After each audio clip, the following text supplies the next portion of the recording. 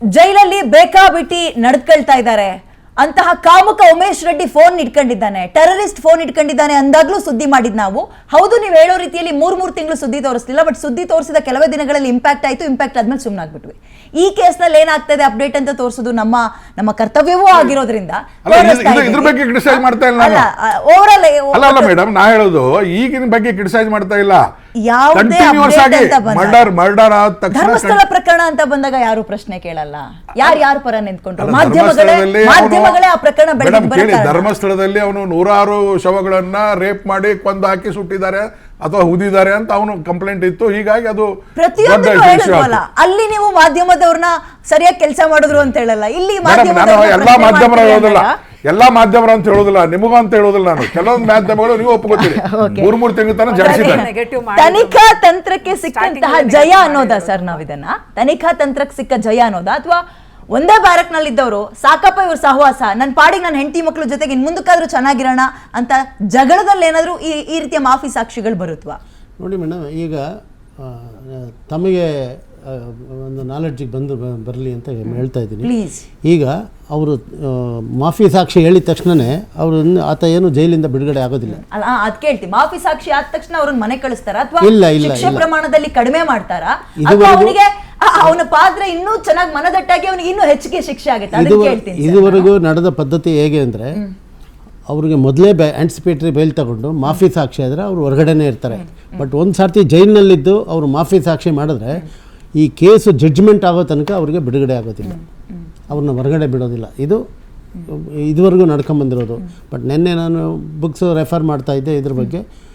ಇತ್ತೀಚೆಗೆ ಸುಪ್ರೀಂ ಕೋರ್ಟ್ನಲ್ಲಿ last year ಒಂದು NIA ಕೋರ್ಟ್ನ ಕೇಸ್ನಲ್ಲಿ ಒಬ್ಬ ಮಾಫಿ ಸಾಕ್ಷಿಯಾಗಿ ಹೇಳಿಕೆ ಕೊಟ್ಟ ಮೇಲೆ ಇನ್ನೂ ಕೇಸ್ ಟ್ರಯಲ್ ನಡೀತಾ ಇದೆ. ಅದು ಆತನಿಗೆ ಬೇಲ್ ಕೊಟ್ಟಿದ್ದಾರೆ first time in the history of ನಮ್ಮ ಕ್ರಿಮಿನಲ್ ಲೀಗಲ್ ಹಿಸ್ಟ್ರಿ ಒಳಗೆ. ನಾನು ಇದನ್ನು ರೆಫರ್ ಮಾಡಿದಾಗ ಗೊತ್ತಾಯಿತು ನನಗೆ.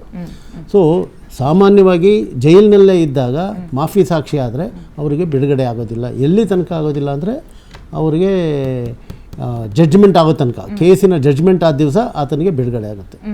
ಸೊ ಶಿಕ್ಷೆ ಪ್ರಮಾಣದಲ್ಲಿ ಪ್ರಶ್ನೆ ಇದೆ ಸರ್? ಅಲ್ಲ, ಶಿಕ್ಷೆ ಪ್ರಮಾಣದಲ್ಲಿ ಹೆಚ್ಚು ಕಡಿಮೆ ಏನಾಗೋದಿಲ್ಲ.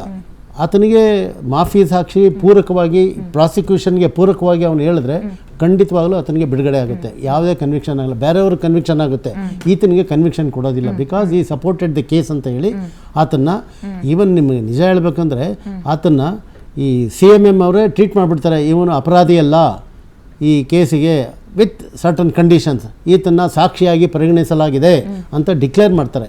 ಸೊ ಹಾಗಾಗಿ ಈತ ಸಾಕ್ಷಿಯಾಗಿದ್ರೂ ಜೈಲಿನಲ್ಲಿರ್ತಾನೆ. ಈವನ್ ಆ ಸಾಕ್ಷಿ ಆದಮೇಲೂ ಸಪ್ಲಿಮೆಂಟ್ರಿ ಚಾರ್ಜ್ ಶೀಟ್ ಕೊಡಬೇಕಾಗುತ್ತೆ. ಯಾಕೆ ಅಂದರೆ ಇದುವರೆಗೂ ಆತ ಅಕ್ಯೂಸ್ಡ್ ಕಾಲಮ್ನಲ್ಲಿ, ಅಲ್ಲಿ 2 ಕಾಲಮ್ ಇರುತ್ತೆ ನಮ್ಮ ಚಾರ್ಜ್ ಶೀಟ್ನಲ್ಲಿ. ಒಂದು ವಿಟ್ನೆಸ್ ಕಾಲಮೇ ಒಂದು ಸಪ್ರೇಟಾಗಿರುತ್ತೆ, ಕಾಲಮ್ ನಂಬರ್ ಇದಕ್ಕೆ ಏನು ಈ ಅಪರಾಧಿಗಳಿಗೆ ಒಂದು ಕಾಲಮ್ ಬೇರೆ ಇರುತ್ತೆ. ಈ ಕಾಲಮ್ನಿಂದ ತೆಗೆದು ಈ ಕಾಲಮ್ಗೆ ಹಾಕೋದಕ್ಕೆ ಒಂದು ಸಪ್ಲಿಮೆಂಟ್ರಿ ಚಾರ್ಜ್ ಶೀಟ್ ಅಂತ ಆ್ಯಡ್ ಮಾಡಿ ಕೊಡಬೇಕಾಯ್ತು. ಇನ್ನೇನು ಇನ್ವೆಸ್ಟಿಗೇಷನ್ ಏನು ಮಾಡಲ್ಲ, ಹೋಲ್ಡಿಂಗ್ ಐವು ಅದನ್ನು ಸಪ್ಲಿಮೆಂಟ್ರಿ ಚಾರ್ಜ್ ಶೀಟಲ್ಲಿ ಇಂತಿಂಥವ್ರು ವಿಟ್ನೆಸ್ ಆಗಿ ಟ್ರೀಟ್ ಮಾಡಿದ್ದಾರೆ ಇಂಥ ಕೋರ್ಟ್ ಆರ್ಡರ್ ಮೇಲೆ ಅಂತೇಳಿ ಮಾಡಿ ಕೊಡ್ತಾರೆ. ಸಪೋಸ್ ಅವನೇನಾದರೂ ನಾಳೆ ಆಸ್ಟೈಲ್ ಆದರೆ ಆಗಲೇ ಒಂದು PP ಒಂದು ಅಪ್ಲಿಕೇಶನ್ ಕೊಟ್ಟರೆ, ನೋಡಿ ಸ್ವಾಮಿ ಅವನು ಮೊದಲು ಚಾರ್ಜ್ ಶೀಟ್ನಲ್ಲಿ ಅವನು ಅಪರಾಧಿ ಆಗಿದ್ದ, ಅವನು ಅಪರಾಧಿ ಅಂತಲೇ ಟ್ರೀಟ್ ಮಾಡಿ ಅಂತ ಹೇಳಿ ಒಂದು ಅಪ್ಲಿಕೇಶನ್ ಕೊಟ್ಟರೆ ಟ್ರೀಟ್ ಮಾಡ್ತಾರೆ. ಸೊ ಇದು ಟೆಕ್ನಿಕಲ್ ಇಶ್ಯೂ. ಸೊ ಇದು ಕೋರ್ಟ್ನಲ್ಲಿ ನಡೆಯುವಂಥ ವ್ಯವಹಾರನ ನಾನು ಬಿಡಿಸಿ ಹೇಳ್ತಾ ಇದ್ದೀನಿ. ಇದರಲ್ಲಿ ಅಪ್ರೂವರ್ ಆಗುವಂಥ ವ್ಯಕ್ತಿ ಅದರ ಪಾತ್ರ ಏನಿರ್ತದೆ ನೋಡ್ತಾರೆ ಅಫೆನ್ಸ್ನಲ್ಲಿ, ಇವನೇನು ಪ್ರಮುಖ ಪಾತ್ರ ಇದೆನೋ ಅಥವಾ ಇಲ್ವೋ ಅಂತನೋ ನಾವೇ ಡಿಸೈಡ್ ಮಾಡ್ತೀವಿ. ಮೊದಲು ಪೊಲೀಸರು ತನಿಖಾಧಿಕಾರಿ ಡಿಸೈಡ್ ಮಾಡ್ತಾನೆ, ಇವೊಂದು ಪಾತ್ರ ಕಡಿಮೆ ಇದೆ, ಇವನಿಗೆ ಏನೂ ಇಲ್ಲ, ಬರೀ ನಿಂತು ನೋಡಿದ್ದಾನೆ, ಅಥವಾ ಏನಾದರೂ ಚಿಕ್ಕ ಪುಟ್ಟ ಅದರಲ್ಲಿ ಪಾತ್ರ ಇರಬಹುದು, ಅಂಥವ್ರಿಗೆ ಮಾತ್ರ ನಾವು ಅಪ್ರೂವರ್ ಮಾಡ್ತೇವೆ. ಕೋರ್ಟು ಸದಾ ಹಾಗೇನೆ ಮೇಜರ್ ಪಾರ್ಟ್ ಇದ್ದವನಿಗೆ ಅಪ್ರೂವರ್ ಮಾಡೋದೇ ಇಲ್ಲ. ಅವ್ನು ಮಾಡ್ತೀವಿ ಅಂದ್ರು ಅವ್ರು ಸ್ಟೇಟ್ಮೆಂಟ್ ಮಾಡೋದು. ಈ ಮಾಫಿ ಸಾಕ್ಷಿಗಳು ಯಾವತ್ತೂ ಸರ್ಕಾರದ ಪರ ವಕೀಲರಿಗೆ ಅಂತಲ್ಲ, ಆರೋಪಿಗಳ ಪರ ವಕೀಲರಿಗೂ ಸಹಾಯ ಮಾಡಬಹುದು. 90% ಕಡಿಮೆ ಪಾತ್ರ ಇದ್ದವರಿಗೆ ಅವ್ರಿಗೆ ಯಾವುದು ಕನ್ವಿಕ್ಷನ್ ಆಗೋದಿಲ್ಲ, ಅವ್ನಿಗೆ ಮಾಫ್ ಮಾಡ್ತಾರೆ. ಬಟ್ ಅವನು ಪ್ರಮುಖ ಪಾತ್ರ ಇತ್ತಂತಂದ್ರೆ ಅವನಿಗೆ ಕನ್ವಿಕ್ಷನ್ ಆಯ್ತು.